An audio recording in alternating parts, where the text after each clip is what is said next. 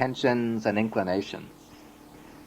Then, as a result, our minds become shaped by right intentions, intentions that accord with right view and that follow from right view.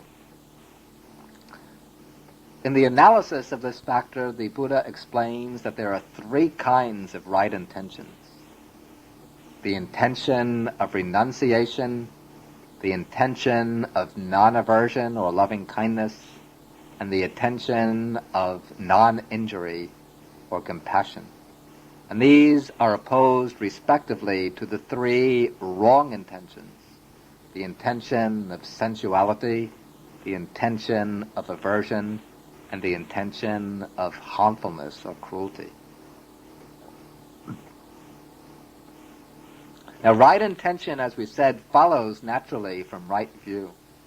When we gain a right view into the fact of dukkha, then we become motivated to renounce our attachments, our clinging to pleasure, wealth, power, and fame.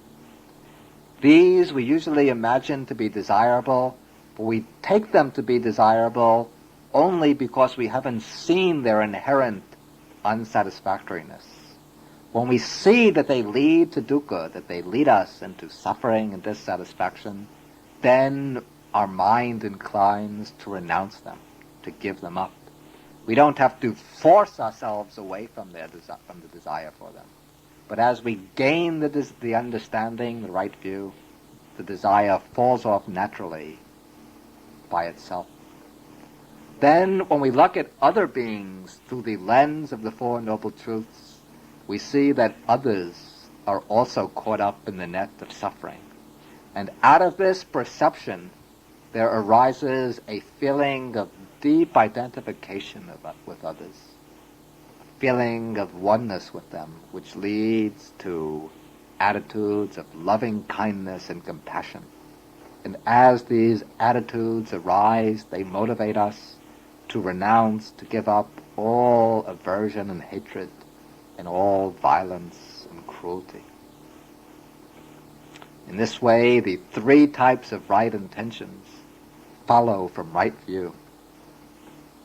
Now, the first two factors of the path, right view and right intentions, work together in opposition to the three unwholesome roots. In earlier talks, we explained that the three unwholesome roots are greed, hatred, and delusion. Of these, the most fundamental is delusion. Out of delusion, there arise greed and hatred, the one desiring, the other disliking the wrongly conceived object. Now, right view serves to counteract delusion. Delusion is non-understanding, non-comprehension. And right view gives us correct understanding. It leads to true comprehension. Then the second factor, right intention, counteracts greed and hatred.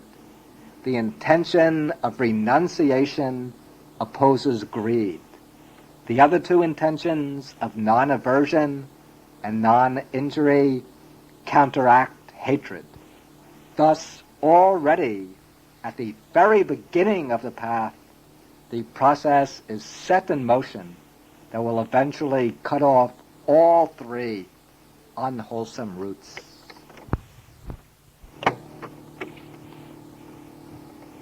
With the next three factors, we learn to translate right intentions into right conduct.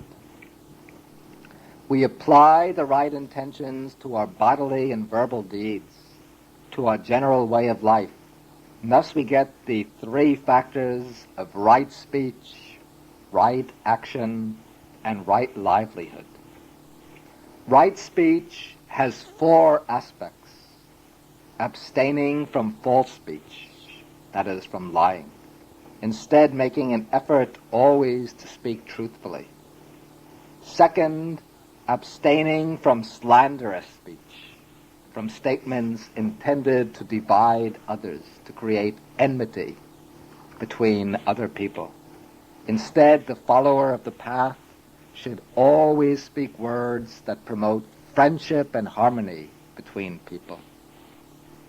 Then thirdly, he should abstain from harsh speech, from speech which is angry and bitter, which cuts into the hearts of others.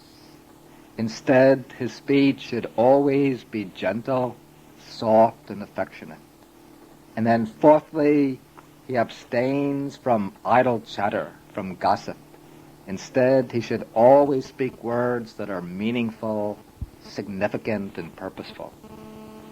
The fact that 4 factors are mentioned under right speech shows the tremendous power locked up in the faculty of speech.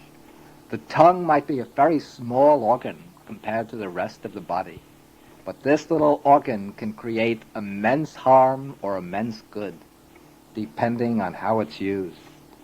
Therefore, in order to gain mastery over our life, we have to master that little organ, the tongue, to see that it's used only for good purposes, not for bad ones. Of course, what we really have to master is not the tongue, but the mind that makes use of the tongue. Now, right action, the 4th factor of the path, is concerned with bodily action, with the body as an instrument of action. And this has 3 aspects. Abstaining from the destruction of life, that is, from killing other living beings. And this applies not only to human beings, but to animals as well, to abstain from hunting, fishing, and needless killing of animals. Then second, to abstain from taking what is not given, that is, from stealing, cheating, exploiting others, gaining wealth in dishonest or illegal ways. And thirdly, to abstain from sexual misconduct, that is, from illicit types of sexual relations, such as adultery, seduction, rape, and so on. Generally, the lay follower of the path is advised to avoid adultery or any type of forced sexual relations, while those who become ordained into the Sangha as monks and nuns have to observe the precept of celibacy. And it's very frequent also in the Buddhist tradition for lay practitioners who are undergoing a period of intensive training in meditation to take temporarily the precept of celibacy. Now, the principles of right speech and right